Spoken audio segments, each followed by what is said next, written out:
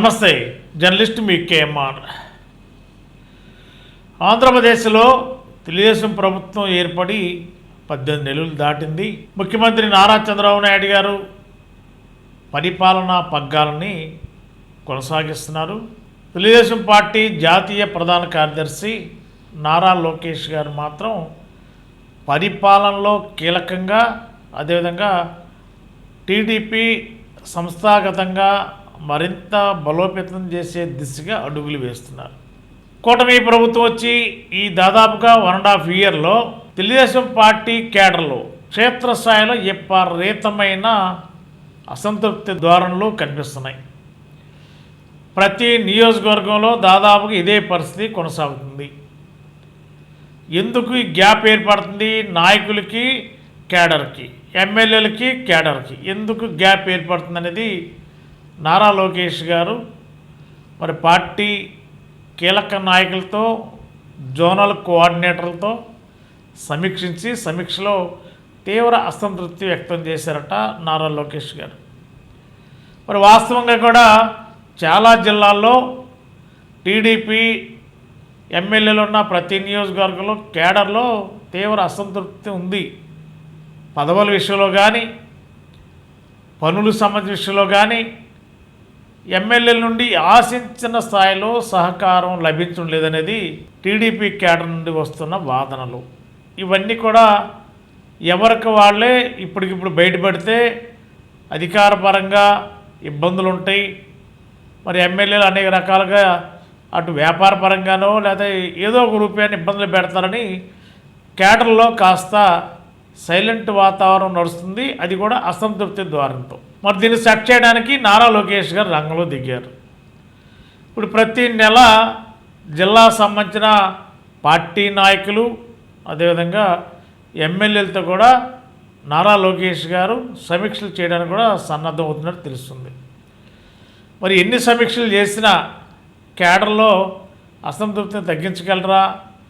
10 ఏళ్ళుగా, 15 ఏళ్ళుగా, 20 ఏళ్ళుగా టీడీపీకి అంకిత భావంతో ఎన్ని కష్టాలున్నా, ఎన్ని ఇబ్బందులు పెట్టినా తెలుగుదేశం పార్టీ జెండా మోసిన కార్యకర్తకి ప్రస్తుతం కూటమి ప్రభుత్వంలో సరైన గుర్తింపు లేదు అనేది తెలుగుదేశం పార్టీ నియోజకవర్గాల్లో ఆ కేడర్లో ఉండి వారి వాదనలు వినిపిస్తున్నాయి.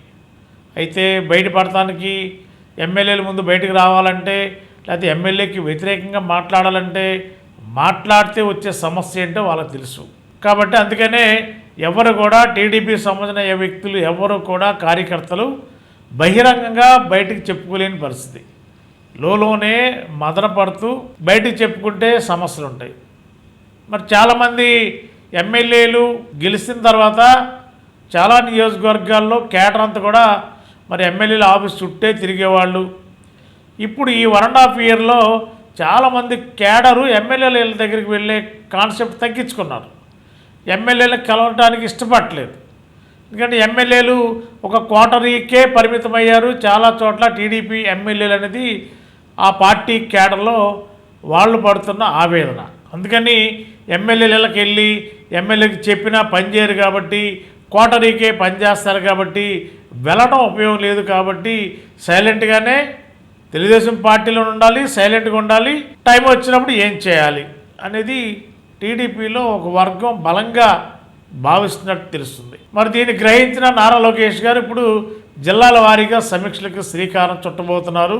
ప్రతి నెల ఒక్కొక్క జిల్లా లేకపోతే 2-3 జిల్లాలు కలిపి ఒకరోజు అమరావతిలోనే ఆ జిల్లా సంబంధించిన ఎమ్మెల్యేలు, అదేవిధంగా పార్టీ పరంగా ఉన్న ఎవరైతే నేతలు ఉంటారో వాళ్ళని కూర్చోబెట్టి నాయకుడికి, కార్యకర్తకి, ఎమ్మెల్యేకి, కార్యకర్తకి ఎందుకు గ్యాప్ వస్తుంది?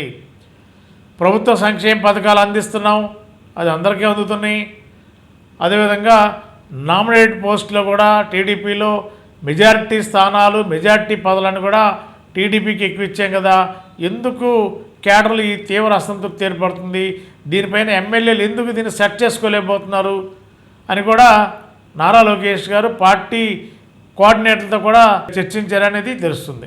ప్రస్తుతం ఎమ్మెల్యేలే గవర్నమెంట్ మాట అంటే ముఖ్యమంత్రి గారి మాట వినటం లేదనేది సాక్షాత్తు చంద్రబాబు నాయుడు గారే 48 మంది ఎమ్మెల్యేల పేర్లు జాబితాని పలు సందర్భాల్లో చెప్పారు, క్యాబినెట్లో కూడా చర్చించారు.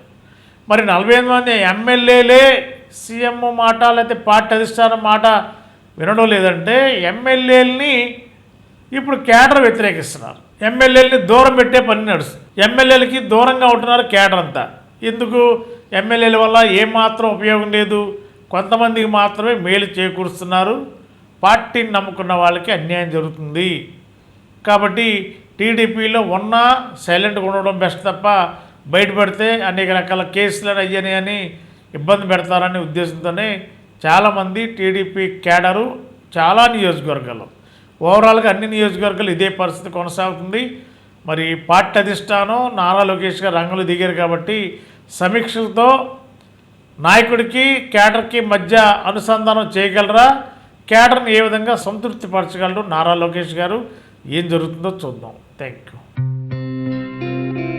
గత 20 సంవత్సరాలుగా దంత సమస్యలతో పాటు దవడ మరియు ముఖ సంబంధ సమస్యలకు చక్కని చికిత్సలు అందిస్తున్న శ్రీ రామకృష్ణ దంత వైద్యశాల, నరసింహారావుపేట, ఏలూరు.